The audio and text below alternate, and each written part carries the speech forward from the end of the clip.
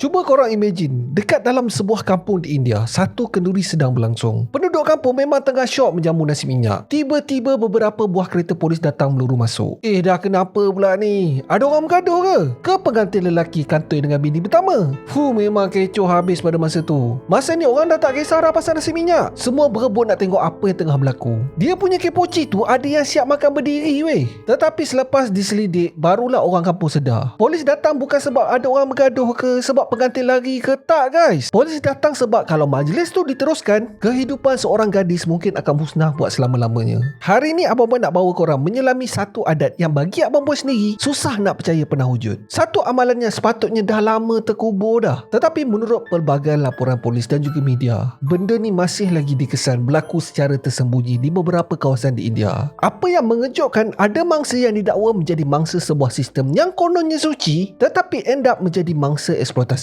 Dan semua ni bukan cerita yang Abang Boy dengar daripada member kepada member tau. Semuanya direkodkan. Ada laporan polis, ada rekod mahkamah, ada kajian akademik, dan ada mangsa yang masih hidup sampai ke hari ni. So kalau korang dah ready, sediakan kudap siap-siap.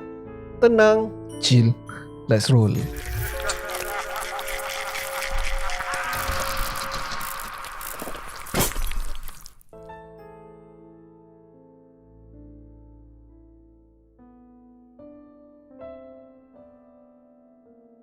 Kisah kita hari ini membawa kita ke sebuah negeri di Karnataka. Pada tahun 2017, di sebuah kampung yang bernama Mavinsur, pihak Childline menerima satu maklumat. Menurut pemanggil, seorang mempelai sedang dipersiapkan untuk menjalani satu upacara perkahwinan. Itu okey lagi tau. Yang membuatkan operator tu berdarah telinga adalah mempelai tu baru je dah jampat. Mula-mula tu laporan tu kedengaran macam kabar angin je. Sebab daripada luar nampak macam satu majlis keagamaan biasa. Tak ada apa pun yang pelik. Tetapi pihak berkuasa tetap mengambil keputusan untuk menyiasat. Dan keputusan tu mungkin menjadi sebab mangsa masih lagi mempunyai masa depan pada hari ini. Masa polis dan pegawai kebajikan tiba dekat lokasi, upacara tu tengah berlangsung tau. Di tengah-tengah orang ramai berdiri seorang gadis yang lengkap berpakaian seperti seorang pengantin. Tetapi yang peliknya, polis tak nampak mempelai lelaki. Jenuhlah polis cari. Takkan pengantin lelaki cabut lari kot? Tetapi menurut siasatan kemudian, rupanya mangsa ni sebenarnya telah didedikasikan sejak berusia 5 tahun. Lebih membimbangkan, pihak berkuasa turut menerima maklumat yang mangsa ni bakal diserahkan kepada seorang lelaki dewasa.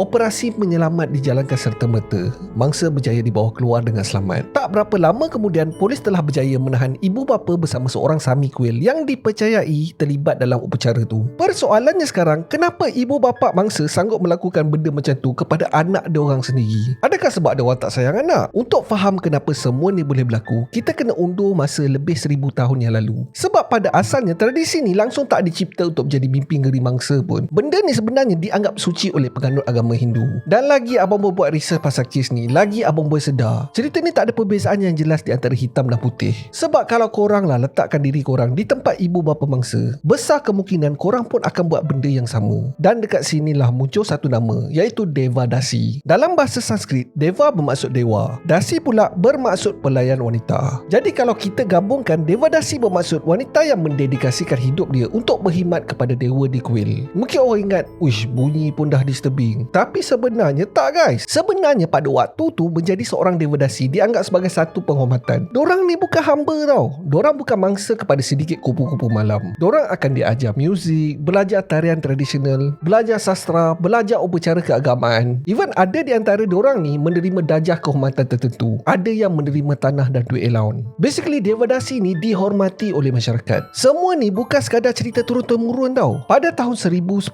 Masihi, semasa Raja-Raja Chola pertama membina Brihadisvara Temple, lebih 400 orang devadasi direkodkan secara rasmi pada dinding kuil tu. Dekat situ terdapat nama dorang, kampung asal dorang, tugas dorang, lebih kurang macam biodata ringkas devadasi yang paling terhormat. Dan semua ni terpahat atas batu tau. Maksud dia apa? Maksud dia devadasi ni memang betul-betul wujud. Dorang dihormati, bukan sekadar mitos dan kisah dongeng rakyat. Kalau satu ketika dahulu devadasi ni dihormati, macam mana sistem ni boleh bertukar menjadi antara tradisi paling gelap dalam sejarah sejarah India? Jawapan dia, semua tu bermula bila kuasa, politik dan duit mula campur tangan. Kalau korang fikir devadasi berubah dalam masa satu hari, jawapan dia tak, geng. Benda ni berlaku secara pelan-pelan, mengambil masa beratus-ratus tahun. Dan macam kebanyakan kisah gelap dalam sejarah, semuanya bermula bila duit mula berkurangan. Pada awalnya, banyak kuil di India menerima sumbangan daripada raja dan golongan bangsawan. So basically, selagi duit masuk, selagi itulah sistem dalam kuil boleh berjalan macam biasa, termasuklah kehidupan devadasi. Tetapi yang menjadi halnya di sini adalah, apa akan berlaku kalau kerajaan jatuh akibat peperangan? Apa akan jadi bila kuasa politik mula bertukar tangan? Dan bila semua tu berlaku, secara tak langsung, institusi keagamaan pun terkesan sekali. Sebab duitnya selama ni menghidupkan kuil dah jadi semakin berkurangan. Yang lagi menarik, perubahan ni bukan berlaku dekat satu negeri je.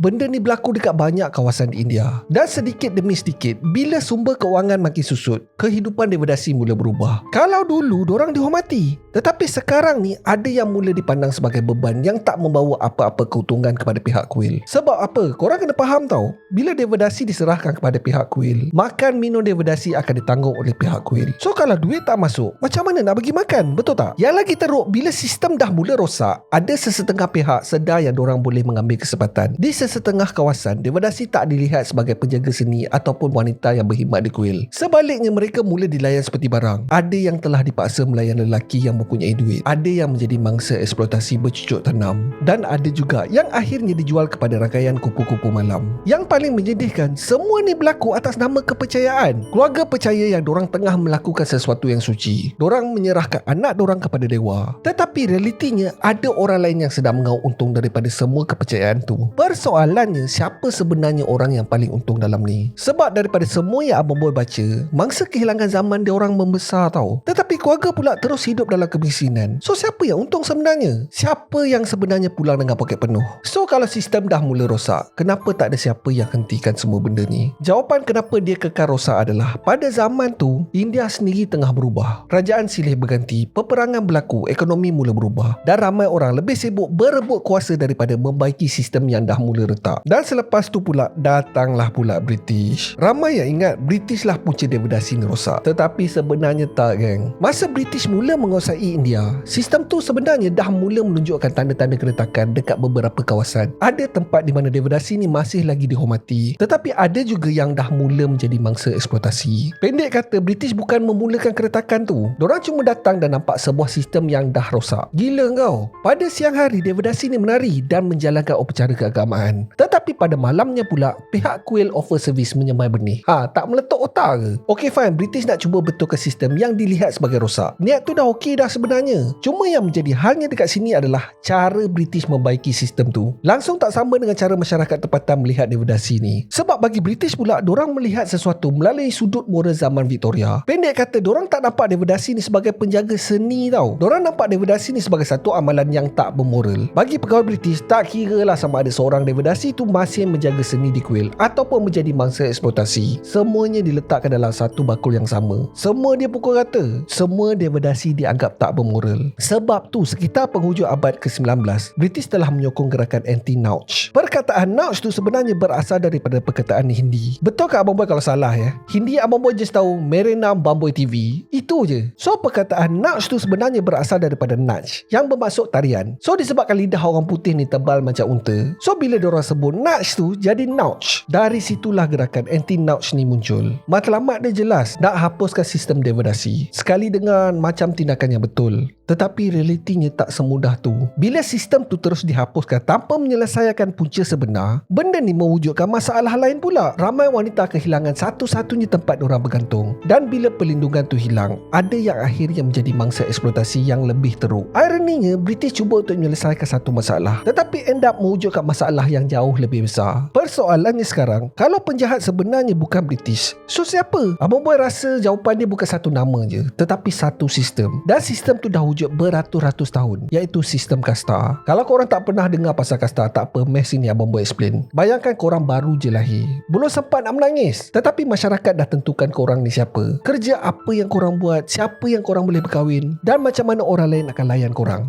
Bunyi dia macam fiction kan? Tetapi itulah realiti yang dihadapi oleh sebahagian masyarakat India. Dan yang paling terkesan adalah komuniti yang paling bawah dan terpinggir, iaitu kaum Dalit. Tapi Abang Boy nak jelaskan awal-awal tau, ini bukan bermaksud semua mangsa devadasi datang daripada kaum Dalit, dan bukan juga bermaksud semua keluarga Dalit terlibat dengan amalan ni. Sebenarnya ramai juga mangsa yang datang daripada komuniti lain. Cuma bila abang membaca laporan demi laporan, majoriti kes moden yang direkodkan banyak melibatkan keluarga yang hidup dalam kemiskinan. Dan dekat dalam banyak kawasan, komuniti Dalit merupakan antara golongan yang paling terpinggir. Jadi bila datang seseorang yang bercakap, kalau kau berikan anak perempuan kau kepada kuil, keluarga kau akan mendapat keberkatan, mesti ada orang yang percaya. Bukan sebab diorang ni bodoh dan diorang tak sayang anak tau, tetapi sebab bila dah hidup terlalu susah, harapan kadang-kadangnya datang dalam bentuk kepercayaan. Yang lagi menyedihkan, ada mak bapak yang betul-betul percaya tau, apa yang diorang buat ni adalah yang terbaik untuk anak diorang. Sedangkan pada masa yang sama, ada orang lain yang sedang tunggu peluang untuk mengambil kesempatan. Kalau korang fikir kes mangsa Darjah 4 yang Abang Boy cerita dekat awal video tadi cuma kes terpencil, sebenarnya tak guys. Menurut rekod Kerajaan Negeri Karnataka, sekitar tahun 2007 hingga 2008, lebih 40,000 bekas devastasi telah dikenapasti dekat negeri itu sahaja.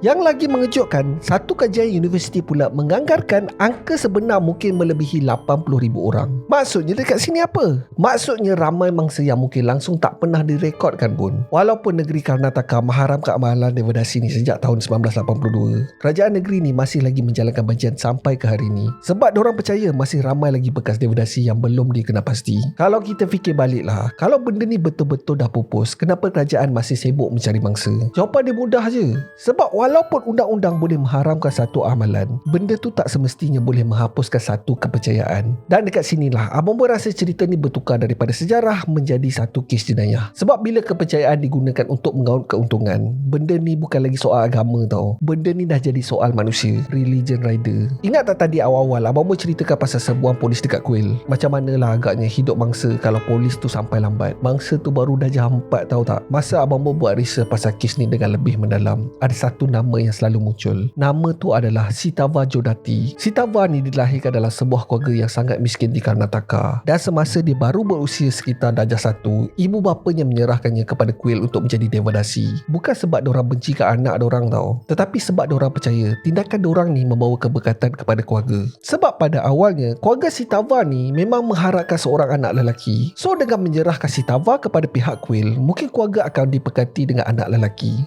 Macam tu. Kuil pun memberi jaminan yang Sitava ni akan dijaga dengan baik. So tak ada apa yang perlu dirisaukan. Tetapi bila dah sampai di bawah jagaan kuil, lain pula yang jadi geng. Semakin Sitava ni membesar, semakin ramai orang mula mengambil kesempatan terhadap diri dia. Dia telah dijadikan mangsa serangan bercucuk tanam oleh sesiapa saja yang mampu membayar. Korang bayangkan, siang hari Sitava ni menari dan belajar pasal sastra dan keagamaan. Tetapi pada malam pula, dia telah dipaksa untuk melayan penduduk kampung. Gila weh. Masa Sitava mencecah umur 20 tahun, Sitava dah mempunyai 3 orang anak. Tak tahulah siapa bapak diorang. Kalau kita fikir baliklah, masa umur-umur macam tu, ramai di antara kita ni baru nak sibuk cari kerja pertama ataupun pening nak bayar PTPTN. Tetapi Sitava, dia tak diberi peluang untuk memilih jalan hidup dia sendiri tau. Yang lagi menyedihkan, selama bertahun-tahun Sitava percaya yang semua berlaku dekat dia tu adalah normal. Dia telah di brainwash, dia adalah isteri kepada dewa, dan isteri kepada dewa berkhidmat kepada kuil. Sampailah pada tahun 1991 apabila dia bertemu dengan seorang wanita yang bernama Lata Mala. Lata Mala pada masa tu bekerja membantu wanita-wanita yang menjadi mangsa sistem devastasi. Dalam satu pertemuan, Lata Mala menjelaskan sesuatu yang tak pernah terlintas dalam fikiran Sitava. Apa yang berlaku kat diri dia sebenarnya bukan takdir. Apa yang dia buat ni tak mendapatkan keberkatan pun. Dan semua ni terjadi bukan salah dia ataupun keluarga. Dia sebenarnya adalah mangsa kepada satu sistem yang dah lama disalahgunakan. Dan pertemuan itulah telah mengubah seluruh hidup Sitava. Buat kali pertama, dia sedar yang kehidupan dia masih boleh berubah. Dan kalau dia terus mendiamkan diri, lebih ramai mangsa yang akan mengalami nasib yang sama. Sejak hari itu, Sitava mula bercakap dengan bekas devastasi yang lain. Pada mulanya tak ramai yang bersuara, tetapi sedikit demi sedikit, semakin ramai wanita menyertai perjuangan dia. Hari ini, Sitava dikenali sebagai antara aktivis yang paling lantang memperjuangkan hak bekas devastasi. Wanita yang pada satu ketika dulu menjadi mangsa, akhirnya menjadi orang yang menyelamatkan ribuan wanita lain daripada melalui jalan yang sama. Dekat sini Abang Boy sedar satu benda. Kadang-kadang yang menyelamatkan seseorang bukan senjata tau, bukan gari dan bukan juga serbuan polis. Kadang-kadang benda ni bermula daripada seseorang yang bercakap, apa yang berlaku dekat aku ni sebenarnya bukan salah aku. Kalau kita fikirkan baliklah, semua cerita ni sebenarnya bermula dengan satu keputusan. Keputusan ibu dan ayah, keputusan seorang sami, keputusan seorang pegawai cailan yang mengambil serius satu panggilan telefon, dan juga keputusan beberapa anggota polis untuk menyerbu sebuah majlis yang pada mata orang kampung nampak macam upacara biasa je. Tetapi bagi mangsa, serbuan tu mungkin adalah hari terpenting dalam hidup dia. Sebab kalau polis lambat sikit je, besar kemungkinan hari tu bukan sekadar hari perkahwinan dah. Hari tu mungkin menjadi hari yang gelap untuk seluruh masa depan mangsa. Abang Boy tak tahu apa yang jadi kepada mangsa pada hari ini. Disebabkan kerajaan India menjaga privasi mangsa, nama mangsa tak didedahkan kepada umum. Abang Boy tak tahu dia sambung sekolah ke tak, dia dah bekerja ke belum, ataupun dia dah membina keluarga dia sendiri. Cuma Abang Boy harap kesudahan yang baik-baik je untuk mangsa. Tapi ada satu perkara yang Abang Boy pasti, budak tu mendapat satu peluang yang Sativa tak pernah ada semasa dia kecil. Dan mungkin sebab itulah Sativa memilih untuk menghabiskan hidupnya membantu wanita yang lain. Sebab dia tahu, kalau seorang mangsa berjaya diselamatkan hari ini,